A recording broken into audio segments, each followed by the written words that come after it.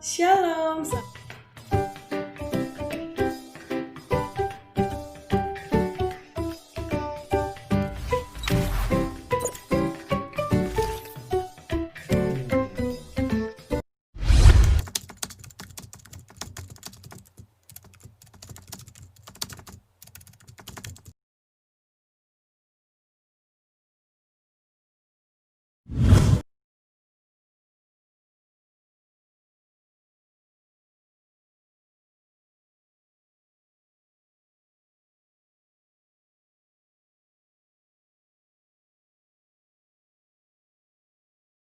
Eh, karena kadang-kadang kan Kak mikirnya dulu aku ingat banget ya, ada orang yang sering update status, Tuhan tolong lindungi keluarga kami. Nah, ada nih orang yang pada komen begini, Tuhan itu tidak hadir di Facebook, ya. Oh ya.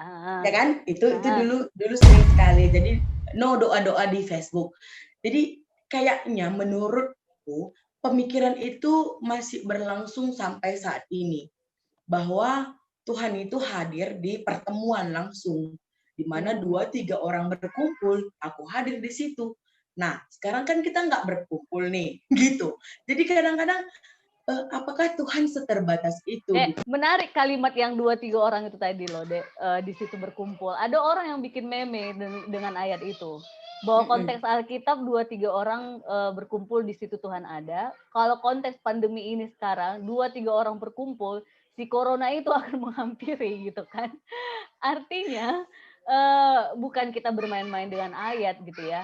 Artinya ketika berbicara tentang ayat 2-3 orang berkumpul itu kan nggak serta-merta saklek ya. Rasanya kita yang teologi lebih paham, tapi mungkin untuk jemaat secara awam konteks kalimat itu kan kalau dilihat dari awal itu kan konteksnya membicarakan ada orang yang berselisih, yang kalau dia melakukan sesuatu yang nggak benar, 4 mata dulu, lalu dengan orang lain, lalu ke seluruh lingkup luas gitu. Baru kalaupun misalnya itu juga nggak ada, yang akhirnya Tuhan itu anggap dia orang yang tidak mengenal Allah, dan di endingnya menegaskan di mana 2-3 orang berkumpul di situ Tuhan hadir. Seolah-olah kayak menegaskan bahwa ketika kita berusaha berkumpul untuk sesuatu yang baik, maka yakinlah Tuhan itu hadir di situ untuk memberikan hikmat, untuk memberikan solusi, untuk memberikan keputusan yang terbaik. Nah, di tengah situasi pandemi ini ya 2-3 berkumpul itu ya bisa konteks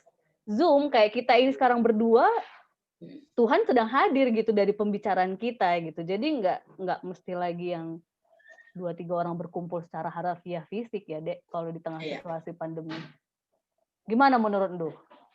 Oh, jadi aku lagi yang sharing ya. Gak cuma namanya kita bercerita ya kan Kak. Iya. Jadi kalau aku sih memang mikir kan Allah itu adalah kasih. Kadang-kadang orang mikir bahwa 2-3 orang berkumpul Allah hadir di situ, padahal tidak ada kasih di tengah-tengah 2-3 orang itu kan juga Allah juga kehadirannya juga dipertanyakan gitu. Maksudku sekarang tanda kasih kita bagi orang lain kan tidak buat kerumunan, tidak terlalu dekat, itu kan tanda kasih kita sebenarnya.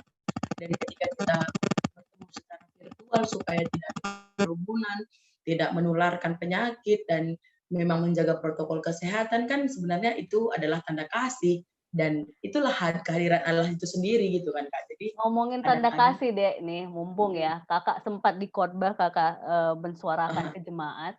Kalau ada orang yang dia selama ini mungkin sebelum pandemi senang memberi, senang ini itu, selama pandemi itu nggak terhalang kok. Kalau mau memberi bisa lewat GoSend, ada fasilitas online, mau memberi bisa letakin di gerbang, mau memberi berkat uang karena amplop nggak bisa katanya, OVO, bisa transfer, ATM. OVO. Iya betul. Jadi di konteks pandemi alasan tidak bisa mengasihi orang lain, rasanya kok itu sebenarnya hatinya benar mau mengasihi apa enggak, kalau nyari-nyari alasan gitu loh, Dek. Nggak ada momonya Kak.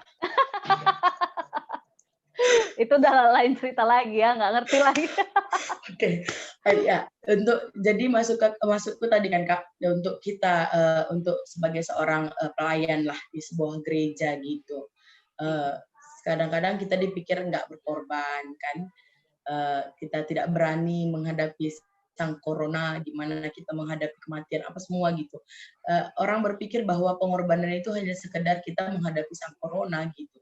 Padahal kita berpikir mutar otak gimana cara firman itu sampai ke jemaat tanpa harus menularkan sesuatu, itu kan sebenarnya pengorbanan ya.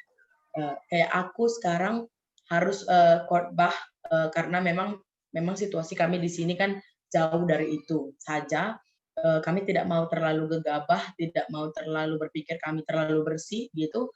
Kami tetap menjaga itu. Nah, aku khotbah masih tetap pakai masker, kemana-mana masih pakai masker, pulang dari mana pun akan mandi dan lain sebagainya.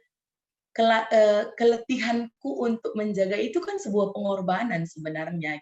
Jadi bukan hanya sekedar pengorbanan itu kalau kita harus mati di kayu salib atau mati karena corona, itu kan rasaku bukan hanya itu pengorbanannya. Kalau memang kayak kakak bilang ada kematian, kamu harus kumpul karena itu dan itu membuat jemaat lebih merasa dihiburkan. Kalaupun ada sesuatu yang terjadi karena itu, nah itu kan pengorbanan itu sendiri. Gitu. Jadi nggak yang gujuk-gujuk gitu. Nah, takutku gini Kak, gereja menjaga, tapi kitanya malah nggak patuh gitu kemana-mana ya suka-suka hati. Padahal di gereja udah sangat dibersihkan kayak gitu. Kalau aku sih kayak gitu Iya, sih iya prinsipnya. itu benar deh, benar banget kalau sikap lu seperti itu. Karena ibaratnya kita mulai dari diri sendiri lah katanya kan. Mhm. Apapun katanya kalau kita sendiri nggak begitu ya susah, orang nggak akan ngikutin gitu. Meskipun tantangan godaannya banyak, ada kita lihat orang yang akhirnya tetap jalan, tetap kesana kemari ya terserah lah. Yang pasti pilihanku adalah masih ini untuk menjaga kehidupan tadi kan.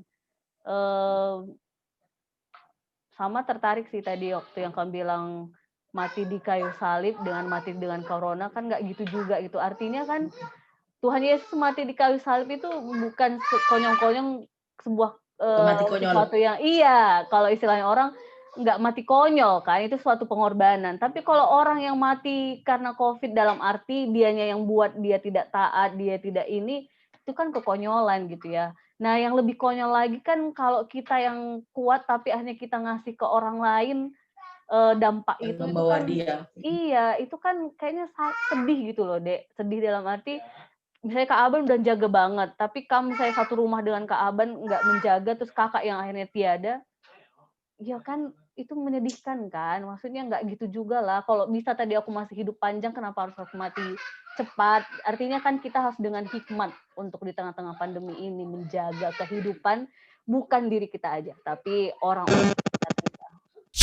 Oke, makasih Kak Aban buat hari ini. Kita sudah cerita-cerita dengan teman-teman yang lain, sharing pengalaman Kak Aban di gereja dan bagaimana Kak Aban menghadapi situasi pandemi ini sebagai vikaris.